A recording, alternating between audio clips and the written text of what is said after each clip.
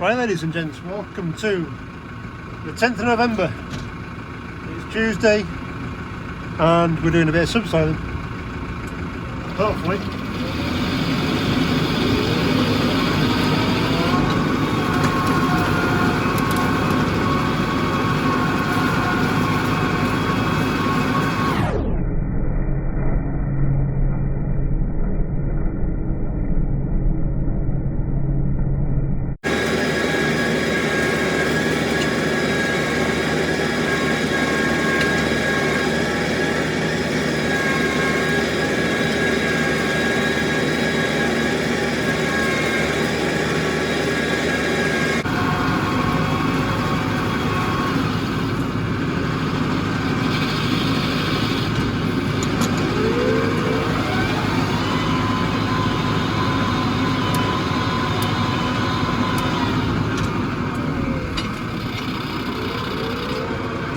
So we are on one of the show jump arenas at the moment, down on the games pitches. I've decided to try and get this done before winter really kicks in. You'll see this bottom end here is quite damp already. It's not ideal conditions, but as I say, once done.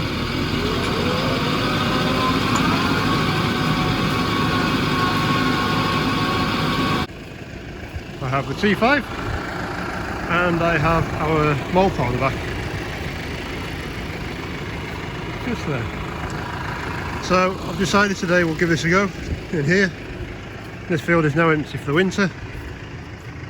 It's getting a bit tacky still. You can see the the cleat marks from the tractor tyres.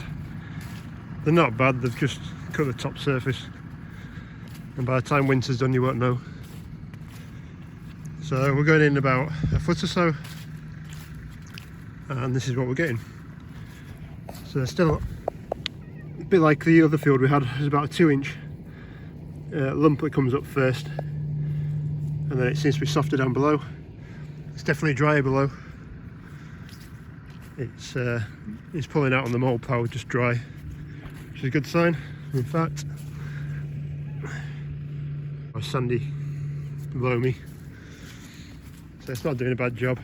The only bit I'm making a mess on is the headlands really, but then I am just trying to do wide turns on it. To be fair, the horses usually tram around the outside anyway, so usually wet and muddy anyway. But yeah, it's not going too bad at the moment. There we go, a bit more. You can see colour difference between this that's been pulled up by the mower plough and the top layer. So yeah, not too bad. I am going to leave these slits open. Previously I ran back over them with a tractor tyre to just push the cap back down, as this isn't going to be grazed until springtime. I'm not too worried. We've also got to try and get muck spread on here at some point as well. So the action of just the muck spreading as well, we'll probably roll it back in. And if that doesn't all work, we'll come back in the spring and roll it, which is part of my spring routine anyway. Roll it and chain harrow it. So yeah, it's only a little paddock, probably just over an acre, so it won't take too long.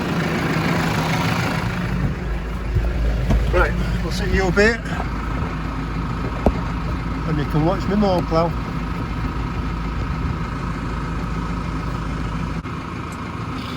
I have just had to ring the boss as well, because we have a water trough just behind. I can't remember where the pipe was, so it's left me down the hedge line, so we'll drop it in somewhere here.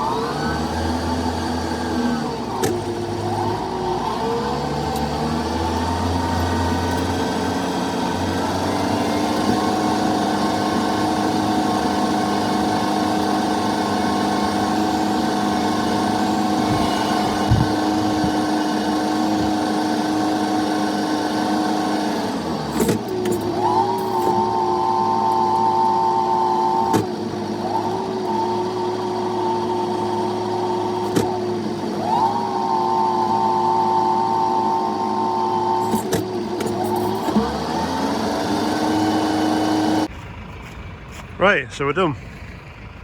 I say this end down here has cut up a little bit. It's not particularly far in, it's just the depth of the cleats and the tyres. But with a bit of rain, and it's got 5 months or so now to settle in. So this is the worst end. No, my line's not very straight either. But it should do a good job. So it's quite compact in here from all the show jumping and the horses through the summer anyway. And me being in with a topper, topping off all the weeds and the grass over the years, just been compacted. You're always going to have a problem at the headlands, whatever you do. Generally I would have liked this a bit drier, but horses have only just come out. So as I say, it's a bit of a mess on the headlands, but you won't notice it in spring.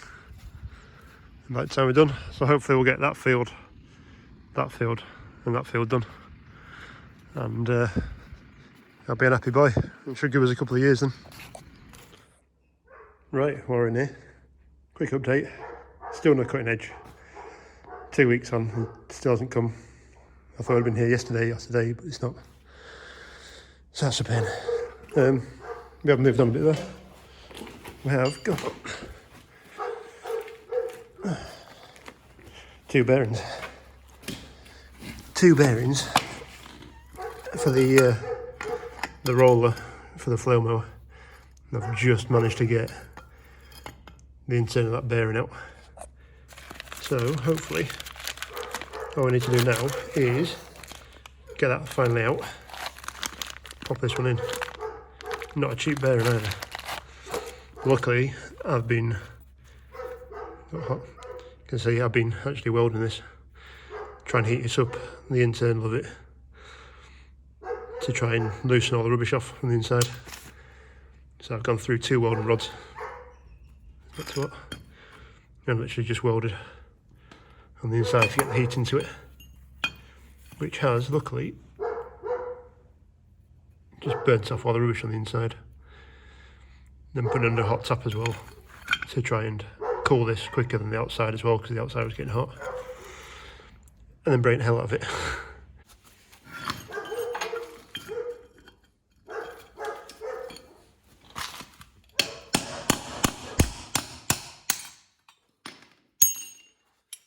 Right, that's it. There is a bit of damage on the inside. I've scored some of it. So I just need to run down with a file, with some bit of sandpaper, clean it up, grease it up, slip the new bearing in. I need to change that grease nipple point as well.